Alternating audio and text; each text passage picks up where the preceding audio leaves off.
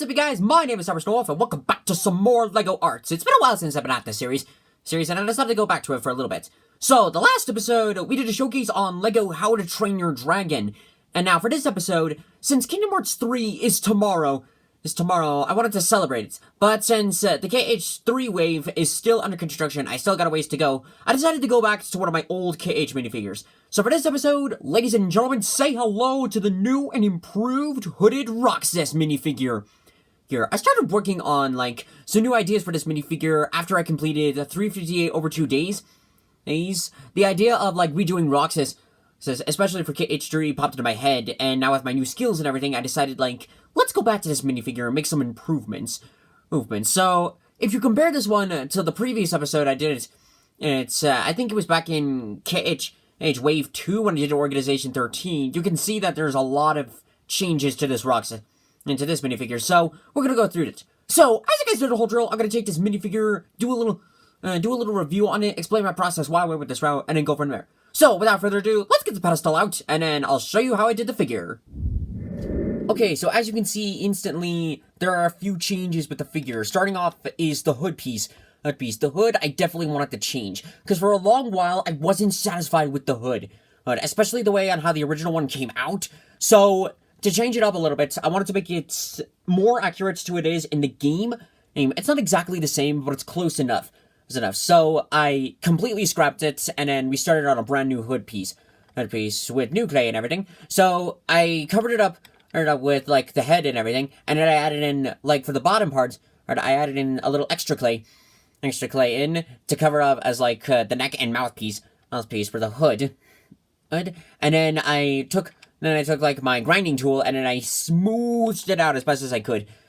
Granted, I did have to put, some glue on top of the head, to make sure the whole hood stayed intact, but then once that dried and everything, it came out pretty good, so I'm pretty satisfied with that. And with that, on the torso, it's different as well. I painted on, the chain and the zipper, and even, the little, the little pull, little chains. I don't know what they're called inside of a hood, but they're the kind of where you pull the hood, and then the hood, sort of shrinks a bit. To sort of, make it a little constricted on your face and everything. So, I redid those. The 3D piece of that was okay, but I wanted to give it an idea for, if I wanted to switch out heads, and I can, remove this headpiece, and then Roxas can put on, and I can, put on Roxas's head, and then, the chains and everything would stay intact and everything. So, also another big difference compared to this is the fabric. So I traced out, the trench coats, the same decals, and trench coat decals that I used for when I did Castiel and Sword Art Online. However, unlike SAO, I changed it up for where it's on the waist, and it's on the waistline, connecting the torso to the legs, so now the feet can bend. And then as you can see, the silver detailing for, the rest of the zipper, I definitely wanted to add that in, and then to give that effect that the coats have, for where most of it's all zipped up, except for the bottom feet. And another big drastic change that you guys can see is the Keyblades. So, of course, we have Roxas's iconic Keyblades, his Oathkeeper and Oblivion Keyblades.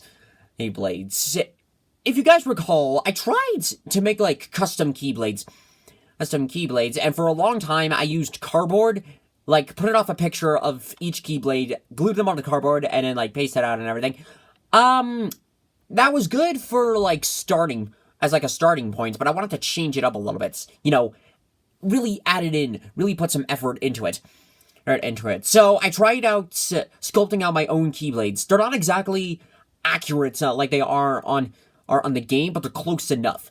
So, as you can see with Oblivion, it's not exactly painted well enough to what it really looks like, but in my defense, I'm not that skilled of painting up, especially those very, very small details.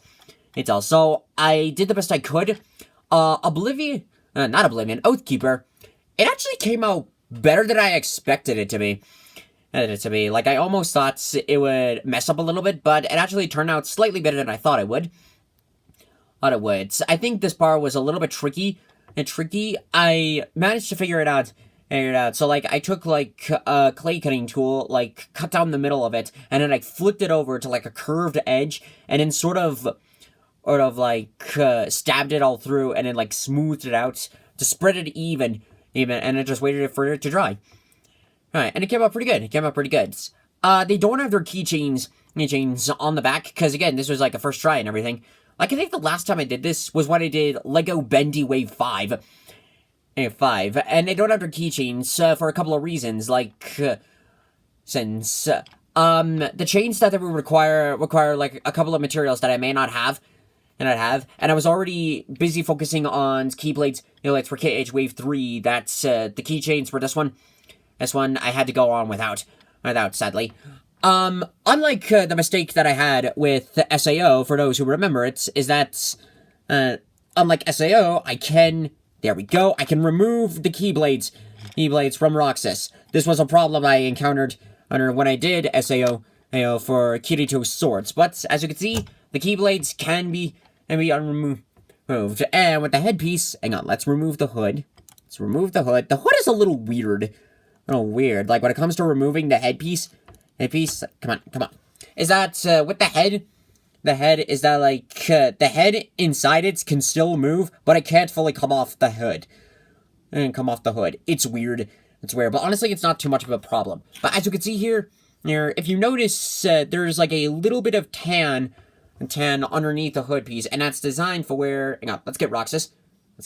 Yeah, here's our normal Roxas, and it's designed for, like, if I wanted to put this head on Roxas, on the body, it can really match up to what Roxas looks like in the games, where when his hood's down, we still see a little bit of, like, we see a little bit more of his neck, and a bit of his chest.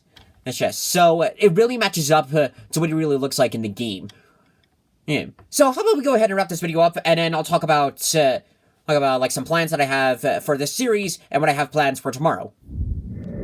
And that pretty much does it for this episode of LEGO Arts, and I gotta be honest, this one is probably one of my favorite KH minifigures that I have ever made, because, like, back when I first started doing Kingdom Hearts, it was just, like, introduced to, like, some new skills, like, first wave was centering around decals, second wave was centering around hand painting, third was a little bit of a mix of both, and then fourth was centering around, like, sculpture and paints and everything.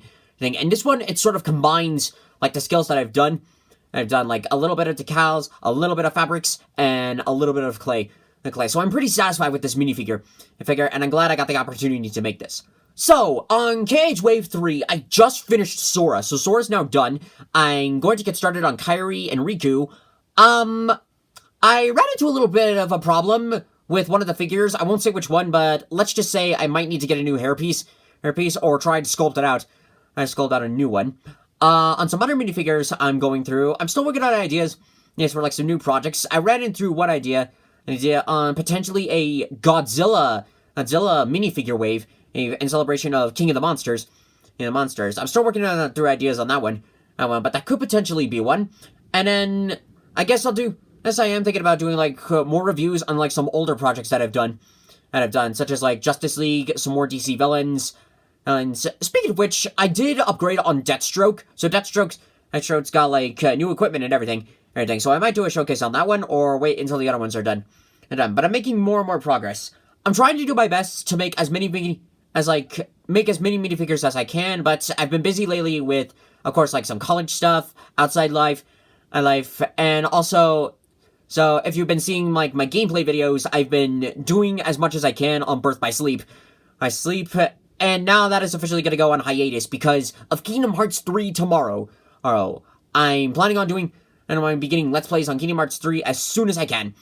I'm either going to do a video, like, really, really early or really, really late, but either way, I'm going to begin Let's Plays on that one. My only request from you guys is that when I begin that series is no spoilers.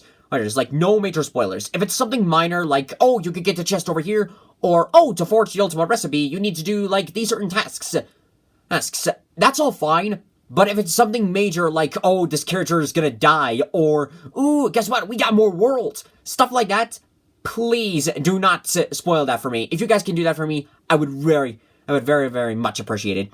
And as I mentioned before, KH3 wave will most likely come after Kingdom Hearts 3.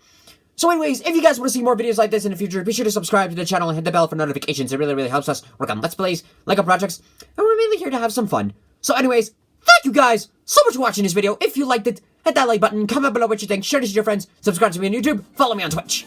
And here's our half of the road. Ow! Whoa! Thank you guys, and I'll see you next time.